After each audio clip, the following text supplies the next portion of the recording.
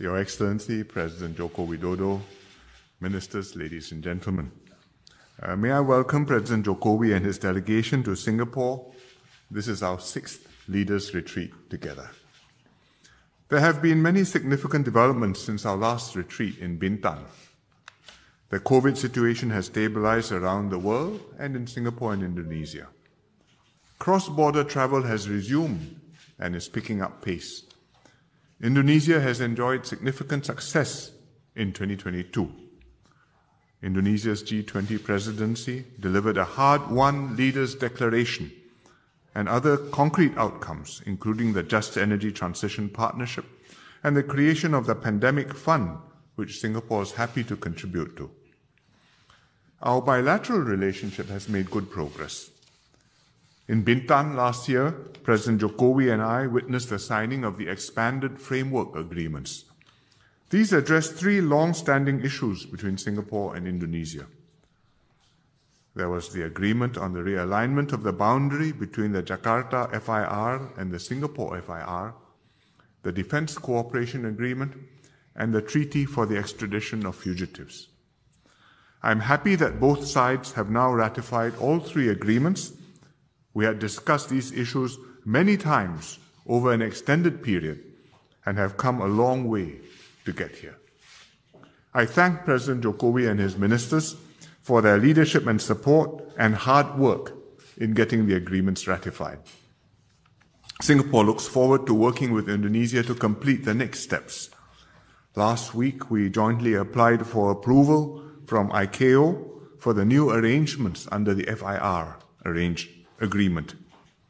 Following ICAO's approval, both countries will agree on a date for the 3 agreements to be implemented simultaneously. The 3 agreements on these long-standing issues will bring lasting benefits to both sides. The successful outcome reflects our strong bilateral relations and shows that Singapore and Indonesia can gain substantial mutual benefits through open and constructive engagement. President Jokowi and I also discussed new areas of cooperation. First, on the digital economy.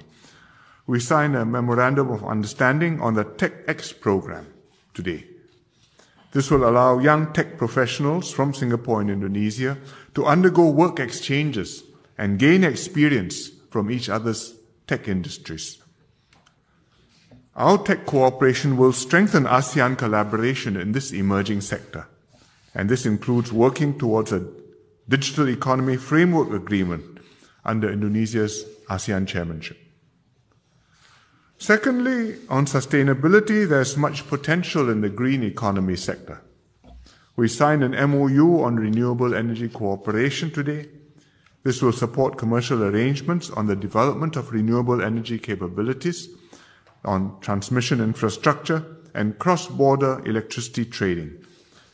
It will strengthen the energy infrastructure and energy transition and energy security for both Singapore and Indonesia, and also support regional initiatives like the ASEAN Power Grid.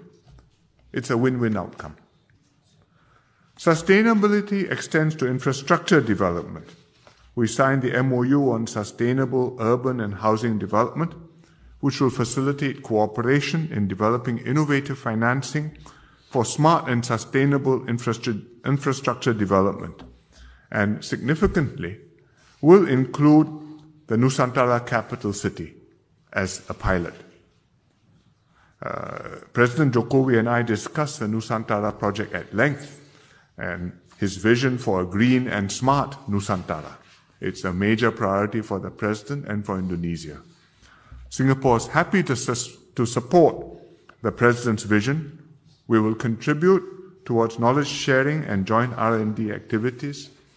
One of the MOUs today covers collaboration on knowledge sharing, capacity building, and research to support the planning and development of Nusantara as a smart and sustainable city. And there have also been expressions of interest from our private sector in the project, and I told President Jokowi we look forward to the forum which he is planning in May for investors to show them what Nusantara offers and to interest them in the project. And we will encourage Singaporean entrepreneurs and companies to participate in this. Next, on human capital development. Last year, we launched the Human Capital Partnership Arrangement to formalize cooperation. Our people are our best resource, and both countries place heavy emphasis on nurturing talent. I'm glad that many initiatives are progressing on this front. Our education ministries launched the Youth Mobility Program for university students to take up longer internships in each other's countries. And we also renewed an MOU on technical and vocational education and training. And there are several other projects as well. I look forward to more interactions between our students, our educators, our civil servants, and our regional leaders. Singapore and Indonesia have also deepened cooperation in traditional areas. Our defense ministries reaffirmed our strong bilateral defense ties through the Indonesia-Singapore Joint Update on Defense Cooperation. The SEDF and the Indonesian National Search and Rescue Agency also signed an MOU on the urban search and rescue. In health cooperation, our MOU promotes the exchange of information, knowledge, data, and technology in the health sector. Throughout the pandemic, we cooperated closely, and post-pandemic, we will continue to do so. In finance, we've extended the bilateral financial agreement between our central banks for the 4th year in a row. This will help our countries to foster monetary and financial stability in a more volatile economic world. Besides G2G cooperation, our businesses are strengthening commercial linkages with one another.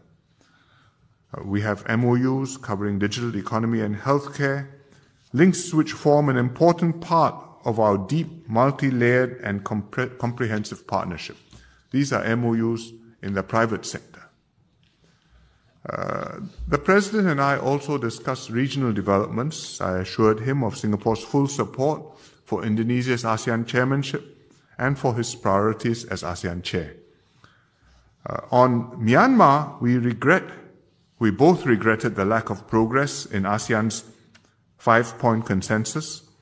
Singapore will continue working with Indonesia and with ASEAN members, plus ASEAN's partners like the UN, to push for the full implementation of the 5 points of consensus. And we'll also work with Indonesia and ASEAN members on the roadmap for Timor-Leste's ASEAN membership, and do our part to help Timor-Leste prepare for the obligations and commitments which it will take on when it joins ASEAN. So our bilateral relations are in excellent order. We've taken a major step forward to resolve 3 long-standing issues. We are ready to break new ground in fresh areas of cooperation that are deep, multifaceted, forward-looking, and mutually beneficial, and will make a difference to future generations. I thank President Jokowi for his steady leadership of Indonesia and his important contributions to the strong relations between our two countries. Thank you very much.